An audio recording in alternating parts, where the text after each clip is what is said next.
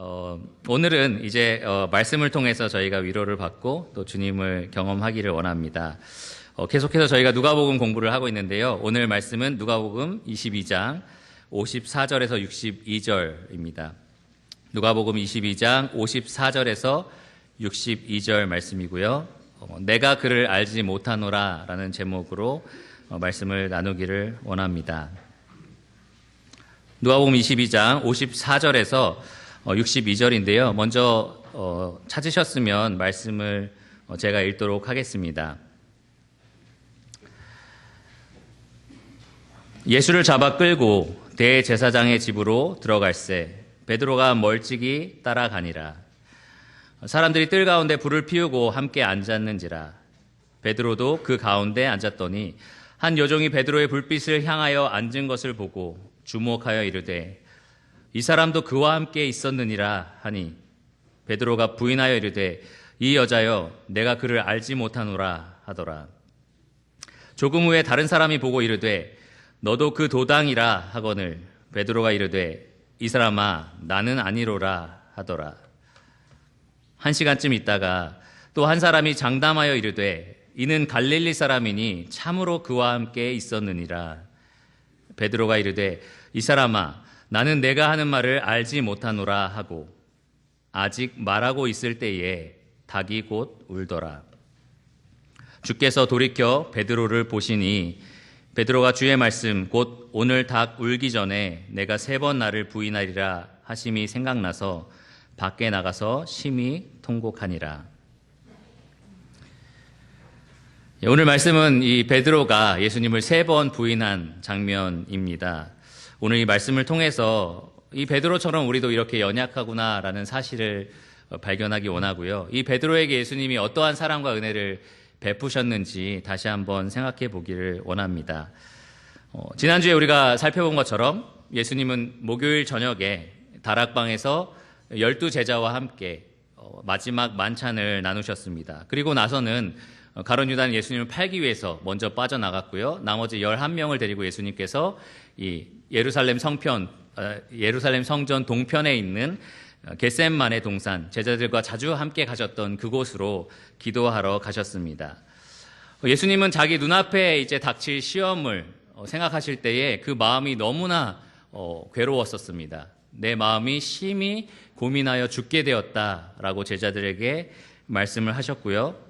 그렇게 간절히 아버지께 기도를 했지만 나의 원대로 하지 마시고 아버지의 뜻대로 되기를 원합니다. 이렇게 온 몸으로 기도를 하셨습니다. 기도를 다 마친 후에 이 제자들을 살펴보니까 육신이 너무 연약해서 그 자리에서 자고 있었던 거예요. 그래서 예수님은 그들을 깨우고 한시도 나랑 깨어있을 수 없느냐라고 물으셨고요. 그리고 나서 곧 입맞춤으로 자기를 팔려고 온 가룟 유다를 만나게 되십니다. 또 가룟 유다가 많은 무리를 끌고 검과 몽치와 횃불을 들고 예수님을 잡으러 왔습니다. 지난주에 저희가 살펴본 것처럼 예수님은 잡혀가시는 상황이었지만 그 모든 상황을 철저하게 통제하고 계셨습니다. 그분의 권세, 그분의 능력으로 내가 바로 그다라고 말씀하셨을 때 예수님을 잡으러 왔던 수많은 사람들이 그 자리에서 버티지 못하고 뒤로 물러나서 땅에 엎드러지게 됩니다. 하지만 이제 너희가 원하는 대로 나를 잡아가라 라고 예수님이 허락하자 그들이 그제서야 예수님을 잡고 이제 원하는 장소로 끌고 가고 있는 상황이었습니다. 여러분 잘 아시다시피 예수님 주변에 있던 제자들이 무엇을 했죠? 일단 칼을 빼서 열심히 반항을 해봤습니다. 하지만 예수님께서 오히려 그 칼로 상처 입은 사람을 고쳐주시고 그리고 순순히 아무런 반항 없이 끌려가시는 모습을 보고 제자들이 예수님이 저렇게 확고한 의지를 갖고 계시구나라는 걸 느끼고 나서 마태와 마가의 기록에 따르면 다 예수님을 버리고 도망을 쳤습니다. 하지만 모든 사람이 다 완전히 도망친 것은 아니었습니다. 오늘 말씀 54절에 보시면 아시겠지만 예수님께서 사람들이 예수님을 잡아 끌어서 대제사장의 집으로 들어갈 때에 누가 따라왔죠? 베드로, 예수님의 수제자, 예수님이 세운 12제자들 가운데 리더격이었던 이 베드로는 멀찍이 예수님을 따라서 이 대제사장 집 문 앞까지 이르게 됩니다. 겟셋마네 동산에서 예수님이 잡히셨던 그 겟셋마네 동산에서 이 대제사장의 집까지는 도보로 약 30분 정도 거리였습니다. 다른 모든 제자들은 도망쳤지만 베드로는 어두컴컴한 밤길을 혹시나 자기가 들킬까 두려워서 좀 멀찍이 떨어져서 예수님이 잡혀가시는 길을 한 걸음 한 걸음 따라갔습니다. 혹시 이 예수님께 무슨 일이 일어날까 걱정하는 마음으로 따라갔을 것입니다. 요한복음의 기록에 따르면요, 이 예수님 뒤를 쫓았던 제자가 베드로 한 사람이 아니었습니다. 또 다른 제자 한 사람이 베드로와 함께 예수님을 따라갔는데요, 그 제자는 바로 요한이었습니다. 요한은 그들이 끌고 간 이 대제사장 집 사람들과 잘 알고 있던 사람이었고요. 그래서 예수님이 대제사장 집 안으로 끌려갔을 때에 요한도 그 사람들과 이야기를 해서 자기도 그 뜰 안으로 들어갈 수 있었습니다. 베드로는 문 밖에 서 있었는데요. 그때 요한이 문을 지키는 여종에게 말을 해줘서 베드로도 이 뜰 안쪽까지 들어올 수 있게 되었습니다. 이 대제사장 집에 끌려가신 예수님은 이제부터 총 6번의 불법적인 재판을 받게 되셨습니다. 쉬지 않고 연달아서 계속해서 재판을 받게 되시는데요. 한번 같이 세볼까요? 먼저 대제사장 집, 오늘 끌려가신 이 대제사장 집에서 한 번, 그 다음에 어디라고 생각하십니까? 빌라도 법정에서 한 번, 그리고 빌라도 법정에서 어디로 갔을까요? 헤롯 안디바에게 그 앞에서 한 번, 그리고 다시 한번 이 빌라도 앞에 서서 거기서 마지막으로 십자가형 선고를 받으셨습니다. 그렇게 하면 총 몇 번이죠? 4번이죠. 근데 제가 처음에 몇 번이라고 말씀드렸죠? 6번이라고 말씀을 드렸습니다. 우리는 그 4번에 대해서 잘 알고 있지만 지금 끌려간 이 대제사장 집에서 예수님이 3번 신문을 당하셨다는 사실을 잘 알지는 못합니다. 이 3번의 신문이 이 대제사장 집에서 이루어졌습니다. 다음날 아침 빌라도에게 넘겨지기 전까지 총 3번의 신문을 당하셨습니다. 첫째로는 지금 현재 예수님이 끌려갔던 그 시대 말고 그 전에 대제사장으로 일했던 안나스 앞에서 한 번 받으셨고요. 그리고 나서는 지금 현재 대제사장으로 일하고 있었던 가야바 앞에서 한 번 받으십니다. 그리고 마지막 3번째로는 총 71명의 대제사장, 서기관, 장로들이 모여서 이루어진 유대 종교 최고 의결기관인 산헤드린 앞에서 선고를 받으십니다. 이렇게 총 3번이 같은 장소에서 이루어지고요. 특별히 이 산헤드린 공회, 모든 제사장과 장로들과 이 대표들이 모여있는 이 대규모의 공회는 보통은 예루살렘 성전의 대형 홀에서 이루어졌습니다. 또한 죄인에 대한 심리는 이렇게 밤에 몰래 하는 것이 아니라, 그리고 사적인 공간에서 하는 것이 아니라 공개적인 장소에서 이루어져야만 했었습니다. 하지만 이 예수님에 대한 재판만큼은 사방이 벽으로 쌓여진 개인의 집에서 아무도 모르게 신속하게 날치기로 통과를 해야 했기 때문에 이 대제사장 저택이 딱 알맞는 장소였습니다. 산헤드린 구성원이 한 사람 한 사람 71명이 모이려면 시간이 꽤 걸리겠죠. 그 사람들이 다 모이는 시간을 기다리면서 먼저는 실세였던 안나스에게 예수님이 서신 거고요. 그 다음에는 가야바 앞에서 서신 거고, 그 다음에는 다 모든 사람들이 모이기 전까지 이 대제사장 집 지하실에 딸린 감옥에 갇혀 계셨다가 이 산헤드린 공회 앞에 서게 되신 것이었습니다. 오늘 베드로가 예수님을 부인했던 장면의 이 시간대를 알려드리려고 제가 이걸 말씀드린 건데요.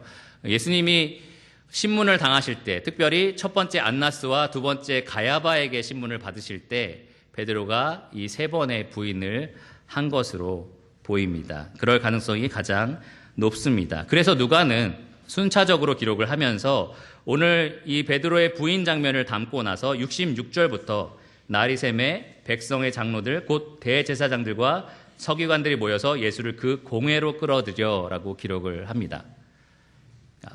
산헤드린 공회가 다 대제사장 집에 모이기 전에 안나스와 가야바에게 신문을 받으실 때 베드로가 3번 정도 예수님을 부인한 것입니다. 먼저 인물에 대한 소개를 잠깐 해드리면 이 안나스라는 사람은 누구인가? 예수님을 가장 먼저 신문했던 안나스라는 대제사장은 이 주후 6년에서 15년까지 대제사장으로 일한 사람이었습니다. 그러니까 이스라엘에 있어서는 가장 높은, 종교적으로 가장 영향력 있는 그러한 위대한 그러한 지도자였는데요. 그러나 로마 통치자의 눈에 어떻게 보면 안 좋게 생긴 거죠. 그래서 그만 강제로 퇴위되게 되었습니다. 하지만 유대인의 입장에서는 이 제사장이라는 사람이 어떠한 정부에 의해서 강제로 퇴위당할 수는 없잖아요. 그러니까 사람들이 여전히 그 대제사장을 존경했었습니다. 진짜 우리의 대제사장은 바로 안나스다라는 그러한 마음들을 가지고 있었습니다. 아직도 막강한 영향력을 가졌고 이 안나스의 자손들, 자녀들이 주요 공직을 차지하고 있었습니다. 그렇기 때문에 예수님을 가장 먼저 이 안나스에게 데려간 것입니다. 그리고 나서 이 안나스가 이 예수님을 신문한 후에 이 가야바라는 현재 대제사장에게 보내게 되는데요. 이 가야바는 18년에서 37년까지 꽤 오랜 세월 이 예루살렘에서 대제사장으로 봉직을 했던 사람입니다. 이렇게 오랫동안 했다라는 말은 그만큼 로마 정치와 잘 결탁된 사람이다라는 얘기입니다. 아주 이 정치적인 힘이 컸던 거죠.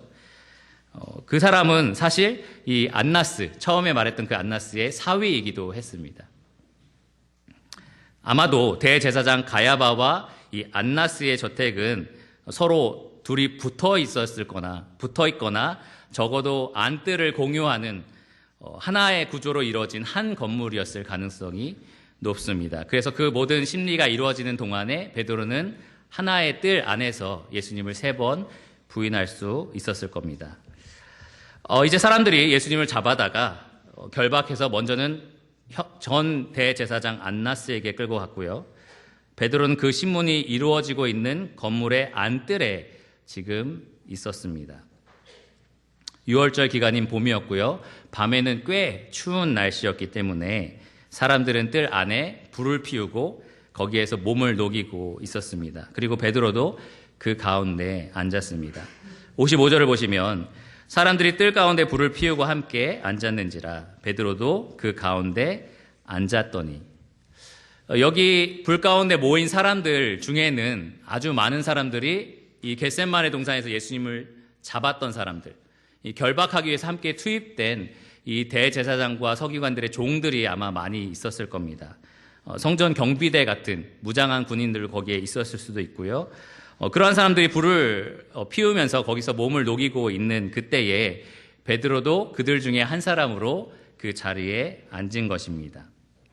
마치 자기도 예수님을 잡으러 갔던 사람들 중에 한 사람이었던 것처럼 눈에 띄지 않으려고 그렇게 섞여서 앉아 있었습니다. 그러면서 동시에 과연 예수님에게 무슨 일이 일어날까라는 생각을 가지고 조심스럽게 살펴보고 있었습니다. 바로 그때 베드로에게 시험이 갑작스럽게 닥쳤습니다. 한 여종이 베드로를 알아본 것입니다. 56절을 보시면 한 여종이 베드로의 불빛을 향하여 앉은 것을 주목하여 이르되 이 사람도 그와 함께 있었느니라 하니. 이 요한복음의 기록에 따르면 이 여종은 문을 지키는 여종이었습니다. 처음에 베드로를 이 안뜰로 들어가게 허락한 그 여종이었습니다. 아마 베드로가 이 문을 통과할 때에 이 여종은 생각을 했을 겁니다. 뭔가 익숙한데, 저 사람 많이 본 것 같은데 라는 생각을 했을 것입니다. 수상하다라고 느꼈던 이 여종이 베드로 가까이 왔을 때에 때마침 베드로는 불 가운데 앉았고 얼굴이 불에 환하게 이제 드러나게 됩니다. 그러니까 그 여종이 가만히 베드로의 얼굴을 보면서 순간적으로 알아차린 것입니다. 아, 이 사람 예수님과 분명히 함께 있었던 사람이야 라고 이 여종이 알아차렸습니다. 잘 생각해 보면 지금 권력 있는 대제사장이나 어떤 서기관들이 와서 너는 예수의 제자가 분명해 라고 말한 것도 아니었고요. 아니면 완전히 무장한 어떤 성전 경비대가 와서 검과 몽치를 들고 베드로에게 너 내가 분명히 보는데 예수님의 제자가 맞아 이렇게 지적했던 것도 아닙니다. 그저 문을 지키는 한 여종에 불과했습니다. 하지만 이 갑작스러운 추궁에 전혀 대비도 하지 않고 있다가 베드로가 너도 그 사람 중에 한 사람이다 라는 말을 들었을 때 그는 순간적으로 두려움에 휩싸였을 것입니다. 여러분이라면 어떻게 대답하시겠습니까? 이 상황에서 지금 여러분의 주님은 2층에서 사람들의 신문을 받고 있는 상태고 여러분은 그 주님을 잡으러 왔던 사람, 여러분이 기억하는 얼굴들도 있을지도 모릅니다. 그들 사이에 지금 둘러싸여 있는데 한 여종이 와서 너도 저 사람과 관계가 있는 사람이야 라고 말한다면 여러분은 어떻게 말할 수 있겠습니까? 어떻게 반응하시겠습니까? 이 예수는 죽어 마땅한 사람인데 그래서 저기서 심판을 받고 있는데 보니까 너도 저 사람 중에 한 사람이야. 저 사람을 따르는 무리 중에 한 사람이고 저 사람과 함께 있지 않았느냐라고 추궁한다면 여러분 뭐라고 대답하시겠습니까? 순간적으로 그 자리에서 그 사람들에게 포박돼서 바로 예수님이 있는 그 자리로 끌려가서 같이 신문을 당할 수 있는 그러한 상황입니다. 여러분은 맞습니다. 저는 예수님의 제자입니다. 라고 말씀하실 수 있겠습니까? 사실 쉽지 않습니다. 우리가 참 연약하기 때문에 그렇지 못할 때가 많습니다. 베드로는 우리처럼 연약했고요. 그래서 이렇게 대답을 합니다. 57절에 베드로가 부인하여 이르되 이 여자여 내가 그를 알지 못하노라. 저 사람과 나는 아무런 상관이 없다. 이게 부인이라는 것의 의미입니다. 저 사람과 나는 아무런 관계가 없다라고 말을 합니다. 예수와 나는 아무 상관이 없다. 나는 그를 알지 못한다. 특히 마가의 기록에 따르면 베드로는 이렇게까지 말하는데요. 나는 네가 말하는 것이 무엇인지 알지도 못하고 깨닫지도 못하겠노라. 나는 예수랑 함께 있지도 않았고 저 사람과 나는 아무 상관도 없고 더 나아가서 네가 무슨 말을 하는지 도대체 모르겠다라고 강력하게 부정을 한 것입니다. 그리고 베드로는 성급히 그 자리를 빠져나오려고 했습니다. 여러분 같아도 그렇지 않겠습니까? 빨리 빠져나가는 것이 상책이다라는 생각이 들었을 겁니다. 마태와 마가의 기록을 보면 이 대답을 하고 앞들로 나가 앞문까지 나갑니다. 문을 빠져서 도망칠 계획이었던 거죠. 그런데 또 다른 시험이 베드로를 막아섰습니다. 58절에 보시면 조금 후에 다른 사람이 보고 이르되 너도 그 도당이라 하거늘 베드로가 이르되 이 사람아 나는 아니로라 하더라. 이 고양이가 쥐를 몰듯이 지금 사람들이 베드로가 빠져나가려고 하는 입구를 딱 막아버린 건데요. 어떤 한 남자가 베드로 앞에 서서 베드로에게 이렇게 말을 하는 겁니다. 너도 그 도당이다. 다시 말하면 너도 그들 중에 하나다. 너도 예수를 따르는 제자들 중에 분명히 한 사람이다 라고 지적을 한 것입니다. 그런데 마가의 기록에 따르면 이 한 남자가 아니라 베드로를 처음 추궁했던 문 지키는 여종이 이렇게 말했다고 합니다. 이 사람은 그 도당이다. 그리고 마태의 기록을 보면 이 문 지키는 여종도 아니고 그 주변에 있는 다른 여종이 베드로에게 이 사람은 나사렛 예수와 함께 있었도다라고 추궁했다고 기록합니다. 여기서 질문이 있는데 그러면 누가 진짜로 두 번째로 베드로를 추궁했는가? 한 남자인가? 문 지키는 여종인가? 아니면 그 옆에 있던 다른 여종인가? 어떻게 생각하십니까? 네, 대답이 없으시네요. 제가 생각하는 정답은 3명 다입니다. 지금 베드로는 한 사람 한 사람이 찾아와서 추궁한 것이 아니라 지금 여기까지 와서는 여러 사람이 이제 추궁하기 시작한 거죠. 베드로가 빠져나가려고 하는 문 앞에서 한 남자가, 그리고 그것을 듣고 있던 불 곁에 앉아있던 문 지키는 여종이 다시 한번 한마디를 한 거고, 또 그 근처에 있던 다른 여종이 또 한마디를 거둔 것입니다. 너 분명히 내가 봤는데 예수님을 따르는 제자 중에 한 사람이 분명해 라고 여러 사람들이 지금 막 베드로를 추궁하고 있었습니다. 그의 숨통을 조여오고 있는 상태였습니다. 그래서 베드로는 이 사람아 나는 아니다. 나는 그들 무리 중에 한 사람이 아니야 라고 분명하게 부인을 했습니다. 처음에는 예수님과 나는 함께 있지 않았다. 그분과 나는 아무 관계가 없다 라고 부인을 했던 베드로는 여기서 그 제자들과 나는 상관이 없다 라고 부인을 합니다. 예수님을 부인했던 베드로가 제자들과의 관계까지 정면으로 부인하고 있습니다. 마태의 기록에 따르면 맹세하면서까지 부인했다라고 합니다. 나는 맹세하는데 예수도 모르고 예수의 제자도 모른다라고 분명하게 베드로가 외친 것입니다. 여기까지 부인하고 나서 여러분 같으면 집에 가고 싶지 않겠습니까? 문 밖에 빠져나가서 얼른 집으로 돌아가고 싶지 않겠습니까? 그런데 왜 베드로가 두 번째 주님을 부인하고 나서 집으로 돌아가지 않았는지 사실 잘 모르겠습니다. 어쩌면 너무 강력하게 난 진짜 모른다, 저 사람도 모르고 제자들도 모른다라고 말을 했기 때문에 어느 정도 의심을 좀 잠재워서 사람들이 더 이상 말을 하지 않아서 그 자리에 더 있어도 되는 그러한 상황이 됐을지도 모릅니다. 아니면 거기서 빠져나가는 게 오히려 더 큰 의심을 사는 그러한 문제를 낳았을지도 모릅니다. 어쨌든 1시간쯤 시간이 흘렀고요. 예수님은 계속해서 신문을 받고 있는 상황이었습니다. 요한복음의 기록에 따르면 예수님은 안나스의 방에서 신문을 받고 계셨는데요. 이러한 심리가 서로 오갔습니다. 이 대제사장 안나스가 예수님에게 너의 제자들이 누구냐라고 묻습니다. 예수님에게 제자들에 대해서 물었습니다. 그리고 그가 가르친 교훈에 대해서 물었습니다.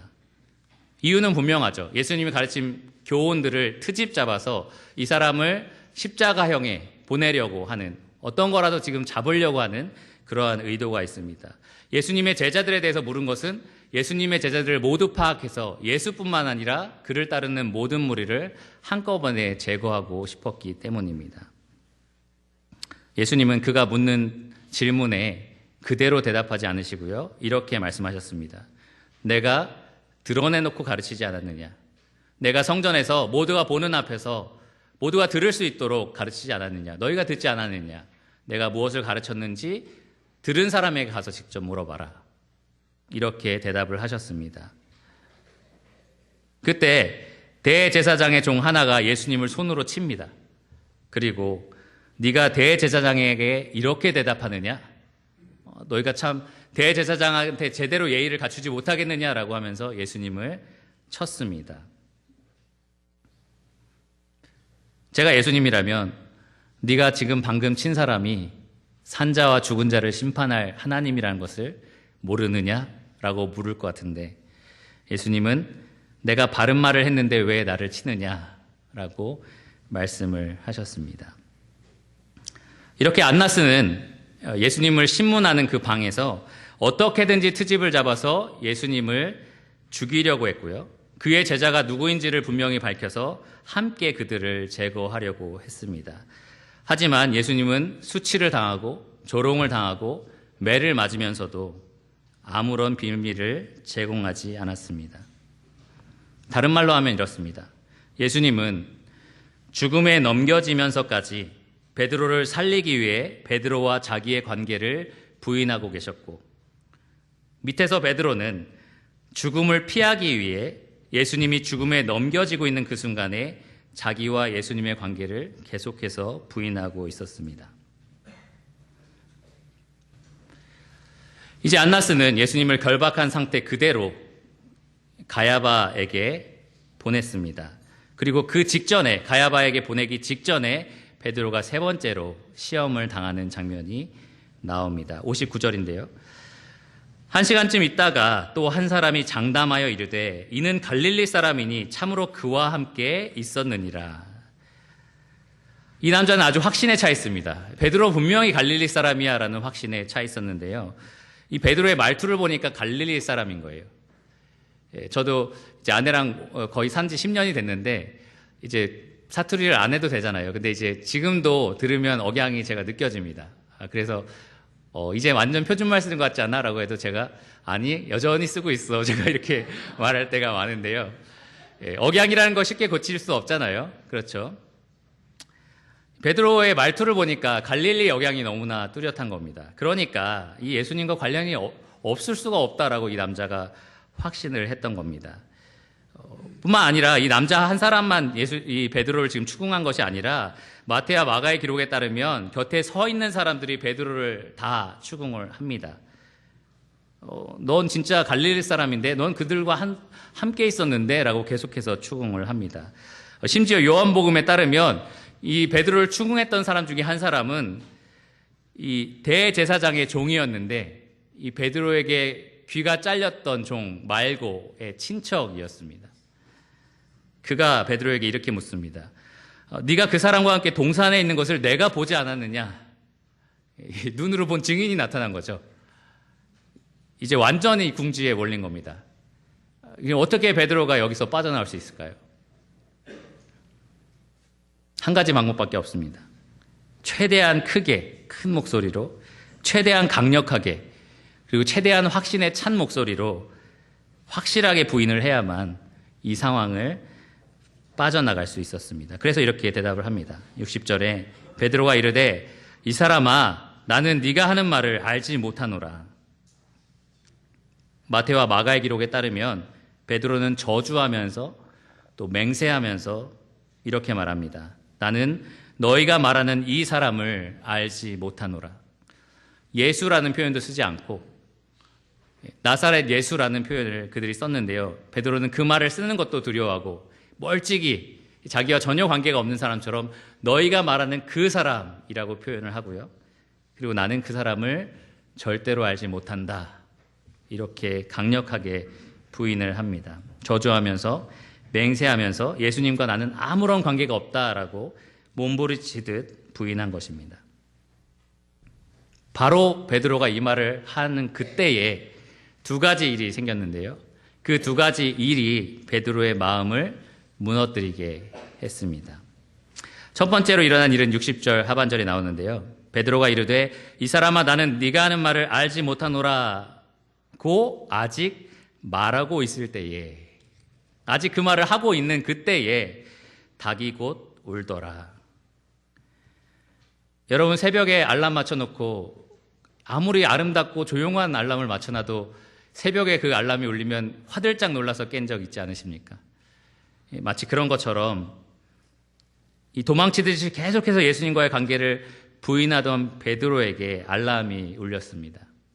닭이 운 것입니다. 그리고 두 번째로 일어난 일은 61절에 따라옵니다. 61절을 보시면 주께서 돌이켜 베드로를 보시니. 아마도 대제사장 안나스가 그의 사위 가야바에게 예수님을 보냈을 때 일어난 장면이었을 겁니다. 예수님이 이 안나스의 방에서 나와서 이제 가야바의 방으로 끌려서 가고 계시는 그 광경에 베드로가 말을 하고 있는 겁니다. 나는 저 사람과 전혀 상관이 없는 사람이다. 저주하고 맹세하면서 저 사람은 도대체 내가 알지 못하는 사람이다 라고 이야기를 하고 있었습니다. 그때 지나가시던 예수님께서 몸을 돌이켜 베드로를 보셨습니다. 아무 말 없이, 하지만 주의 깊게 찬찬히 베드로를 보셨습니다. 아마 곧 예수님은 사람들 손에 이끌려서 다시 가야바의 방으로 끌려가셨겠지만 베드로는 닭 울음소리와 예수님이 자기를 봤던 그 눈빛을 통해서 주님이 하셨던 말씀 하나를 기억하게 됩니다. 61절에 보시면 베드로가 주의 말씀 곧 오늘 닭 울기 전에 네가 3번 나를 부인하리라 하심이 생각나서 밖에 나가서 심히 통곡하니라. 베드로의 마음이 완전히 무너져 내렸습니다. 그는 주체할 수 없는 슬픔과 죄책감을 견디지 못하고 밖으로 뛰쳐나갔습니다. 그리고 심히 통곡했습니다. 이 베드로의 얼굴에서 눈물이 하염없이 흘러내렸습니다. 베드로는 죄 많은 어부였습니다. 밤새도록 고기를 잡지 못했던 그에게 예수님이 찾아오셔서 그물을 저편으로 던져봐라 라고 하셨을 때 그 예수님의 놀라운 능력으로 수많은 물고기가 배에 가득 차게 되었고요. 그때 베드로는 예수님께 나와 주여 저는 죄인입니다. 저를 떠나소서라고 고백을 했습니다. 그때 예수님은 베드로를 떠나지 않으셨고요. 내가 이제부터는 너를 사람을 낚는 어부가 되게 하리라 이렇게 약속하셨습니다. 그리고 이제 너는 시몬이 아니고 게바다, 반석이다 라고 이름을 붙여주셨습니다. 그 후로 3년 동안 베드로는 예수님과 같이 동행을 했는데요. 날마다 예수님은 영생의 말씀을 베드로에게 들려주셨고 보리떡과 물고기로 그를 먹이기도 하셨고 베드로의 장모님의 병을 고쳐주기도 하셨습니다. 베드로의 손을 잡고 물 위를 걷기도 하셨고요. 좀 로맨틱한 장면 같지 않으십니까? 베드로에게는 무서운 장면이었겠지만 베드로는 정말 주님을 사랑했습니다. 주님께 주는 그리스도시요 살아계신 하나님의 아들입니다 라고 담대히 고백을 했고요. 주님 영생의 말씀이 주님께 있사온데 우리가 누구에게로 가오리까? 많은 사람들이 예수님을 떠났을 때 베드로가 예수님께 이렇게 고백도 했습니다. 또 예수님은 베드로에게 사람이 그동안 본 적이 없었던 하나님이 가지고 계시는 놀라운 영광, 예수님이 육신을 입기 전에 갖고 계셨던 그 태양처럼 빛나는 영광을 직접 보여주기도 하셨습니다. 베드로는 그게 너무 좋아서 주님 차라리 여기에 초막을 짓고 우리가 삽시다 라고 얘기도 했었습니다. 베드로는 정말 주님을 진심으로 사랑했습니다. 그래서 주님이 오늘 밤 너희가 다 나를 버릴 것이다 라고 했을 때에 담대하게 아니요, 여기 있는 모든 사람이 다 주를 버릴지라도 저는 버리지 않습니다 라고 이야기를 했습니다. 내가 주와 함께 죽을지언정 주를 부인하지 않겠습니다 라고 분명하게 말을 했습니다. 거짓말일까요? 아닙니다. 진심이었을 겁니다. 정말 주님을 사랑했으니까 베드로는 진심을 다해서 그렇게 말했을 겁니다. 하지만 베드로가 마주한 현실은 그의 진심을 다 담을 수는 없었습니다. 그는 너무 연약했습니다. 닭이 울었을 때 예수님이 보는 앞에서 자기 목숨이 두려워서 저주하고 맹세하면서까지 예수님을 부인하는 그런 자기 자신을 발견하게 되었습니다. 너무 초라하고 너무 연약하고 그런 자신을 보면서 너무나 낙심이 되었을 겁니다. 가야 바로 지금 끌려가고 있는 이 예수님에게 너무나 죄송하다라는 마음이 들었을 겁니다. 그래서 베드로가 심히 통곡을 했습니다. 만일 여러분이 예수님을 사랑하신다면 이 베드로의 마음을 10분 이해하실 것입니다. 여러분 주님 사랑하십니까? 진심으로 사랑하십니까? 베드로 같이 이러한 목숨이 위태로운 상황에 여러분이 놓인다면 담대하게 이렇게 말할 수 있겠습니까? 저는 죽을지언정 주님을 부인하지 않겠습니다. 그렇게 하실 수 있겠습니까? 쉽지 않은 일입니다. 그만큼 우리가 너무나 연약합니다. 사실 우리 목에 칼이 들어오지 않아도 우리는 삶 가운데 너무나 많이 예수님을 부인하며 살아갑니다. 죄의 유혹이 닥쳐올 때에 사람들을 두려워하는 마음 때문에 이 세상의 염려가 나를 압도할 때에 순간 나는 예수님과 상관없는 사람처럼 말하고 행동하고 결심하고 반응하고 그렇게 살아갑니다. 주님을 부인하는 삶을 사는 것입니다. 정말 주님을 사랑하는데 왜 주님을 부인하는 삶을 자꾸 살게 될까요? 어쩌면 우리는 베드로처럼 교만해서 넘어지는 것일지도 모릅니다. 예수님은 분명히 사탄이 너를 밀 까부르듯 할 거다라고 경고를 하셨는데 베드로는 자신만만했습니다. 아니요, 저는 주님 부인하지 않습니다. 아니요, 이 모든 사람이 주님을 버려도 저는 버리지 않습니다. 차라리 주님과 죽을지언정 부인하지 않습니다라고 아주 자신만만했었습니다.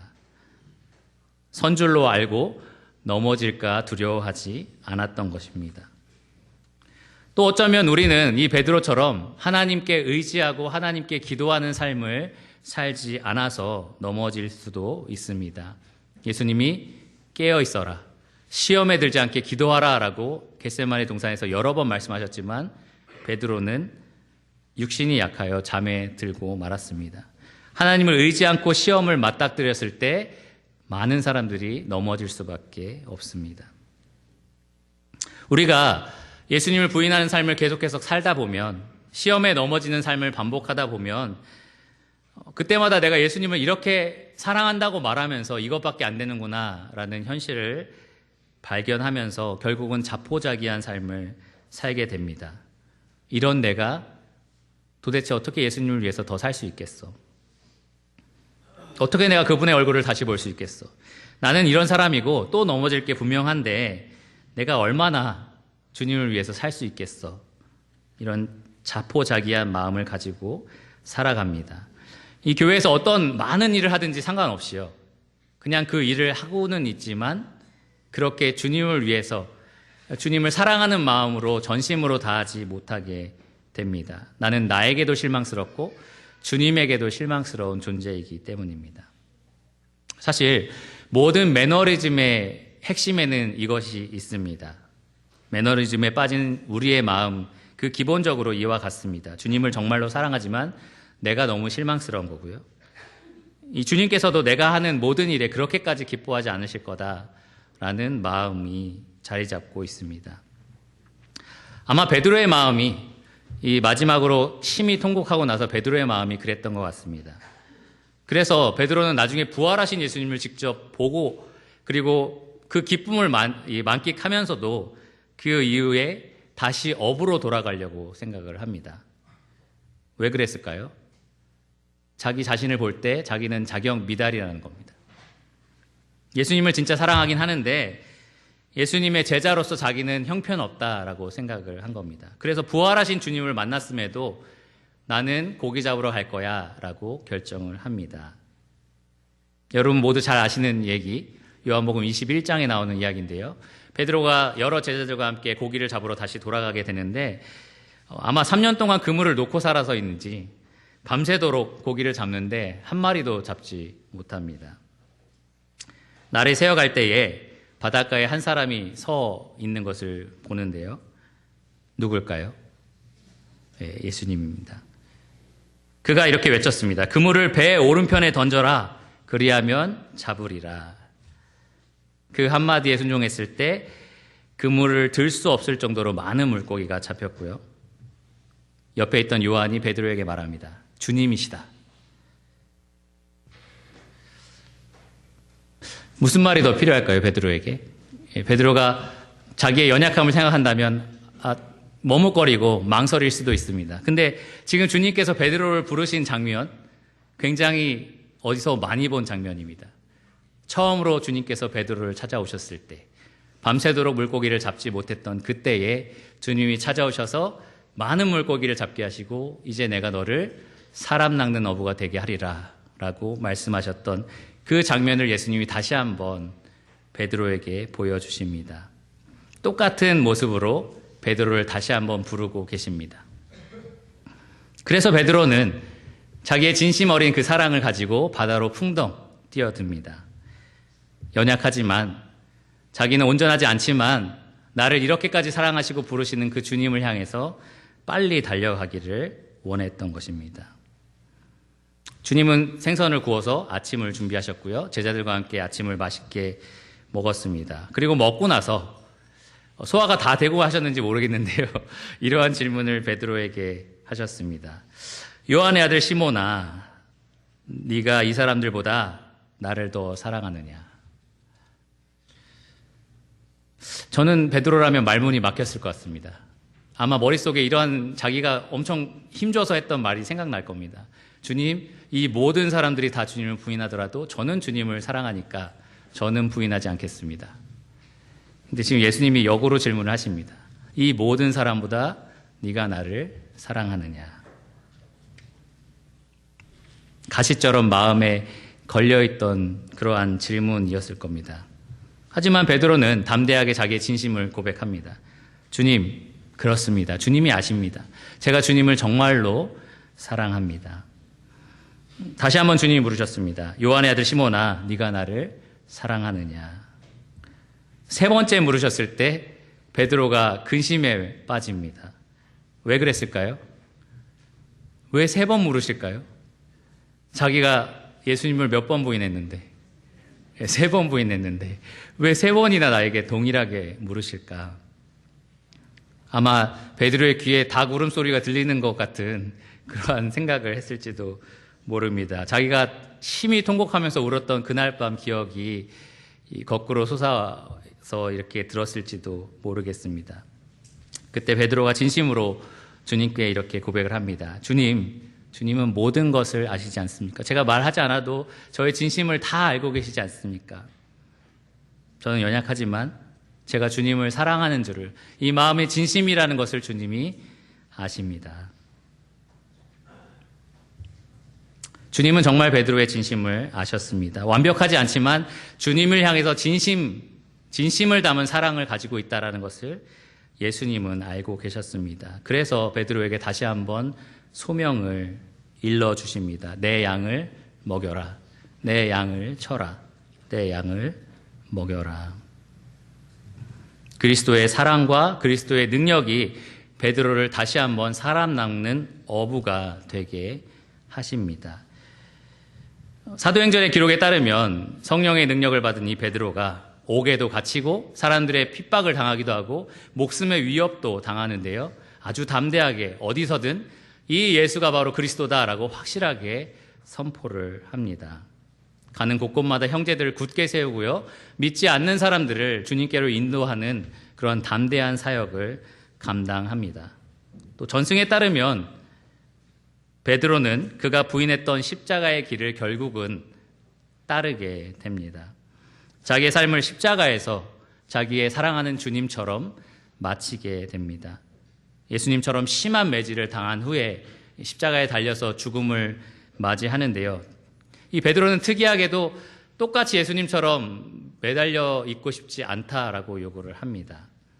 내가 사랑하는 구주와 똑같이 십자가에 달릴 수는 없습니다 라고 얘기를 합니다. 그래서 거꾸로 십자가에 달려서 죽음을 맞이했습니다. 그리스도의 그 큰 사랑이 이 베드로로 하여금 마지막까지 십자가에 오르게 한 것입니다. 여러분, 우리는 베드로처럼 참 연약합니다. 베드로처럼 참 연약하고, 그런데 주님은 우리의 연약함을 너무나 잘 알고 계십니다. 사실 이 연약함 때문에 주님이 대신 십자가를 지셨습니다. 우리의 연약한 삶을 대신하여 주님께서 완벽한 삶을 사셨습니다. 주님은 우리에게 완벽한 사랑, 이 완벽한 행위를 요구하지 않으시고요. 다만 우리에게 진심, 진짜 사랑, 주님을 향한 참된 사랑을 요구하십니다. 나를 사랑하느냐? 너의 사랑이 진심이냐라고 우리에게 물으십니다. 그러니 여러분, 교만하게 나는 넘어지지 않을 것처럼, 나는 전혀 이 어려움들에 넘어지지 않을 것처럼 그렇게 살지 마시기를 바랍니다. 혹은 하나님께 철저히 의지하며 기도하면서 살아야 되는데 나는 그것이 필요하지 않은 것처럼 그렇게 살지 마시기 바랍니다. 잠자는 삶을 살지 마시기를 바랍니다. 다만 이 베드로처럼 끝까지 자기를 사랑하시고 끝까지 자기를 세워서 일하게 하시는 이 주님을 바라보시기를 바랍니다. 이 한없는 그리스도의 은혜를 여러분 헤아려 보시기를 바랍니다. 여러분이 지금 무엇을 하고 있든지, 교회에서, 가정에서, 직장에서 어떤 일을 하고 있든지 간에 여러분들을 그 자리에서 하나님의 영광을 위해서 세우고 계시고 일하고 계시고 여러분을 한없이 사랑하고 계시는 이 그리스도를 바라보시기를 바랍니다. 이 주님의 완전한 사랑 안에서만 우리가 주님을 진심으로 사랑할 수 있습니다. 우리가 그를 사랑함은 그가 먼저 우리를 사랑하셨습니다. 그러니 여러분, 이 주님을 향한 우리의 연약한 사랑에 실망하지 마시고요. 우리를 향한 주님의 완벽한 사랑에 감사하시기를 바랍니다. 우리 스스로를 주님에게서 계속해서 멀리 떨어뜨려 놓지 마시고요. 우리를 계속해서 가까이 끌어당기고 계시는 이 그리스도의 완벽한 사랑에 나아가시기를 바랍니다. 그 사랑을 힘입어서 이 우리 안에 있는 이 진심 어린 사랑, 연약하지만 주님을 향한 이 진심, 이 사랑을 우리가 키워가기를 간절히 원합니다. 기도하고 말씀을 마치겠습니다. 주님 감사합니다. 베드로의 이 부인하는 장면을 보면서 얼마나 가슴이 아프고 또 우리의 모습과 같은지 생각해 봅니다.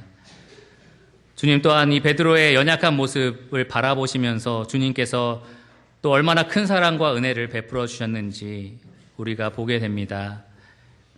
주님께서 신문당하시는 그 시간에 베드로의 연약함을 담당하고 계셨고 십자가에 달리는 그 시간에 이 베드로의 죄를 담당하신 그 모습을 기억합니다. 주님, 우리를 사랑하사 그 많은 사랑을 부어주심에 참으로 감사를 드립니다. 날마다 삶 가운데 주님을 부인하며 또 연약한 마음으로 실망할 때가 많이 있지만 주님의 온전한 사랑 앞에 다시 나아가 우리의 진심 어린 사랑을 다시 한번 일으켜 세우고 주님의 영광을 위해서 우리의 사랑을 정말로 풍성하게 표현하며 또 주님께 감사하며 주님을 사랑한다고 고백하는 우리가 되기를 원합니다. 주님, 우리와 함께 하셔서 우리의 연약함을 도와주시기를 원합니다. 예수님 이름으로 감사하며 기도드렸습니다. 아멘.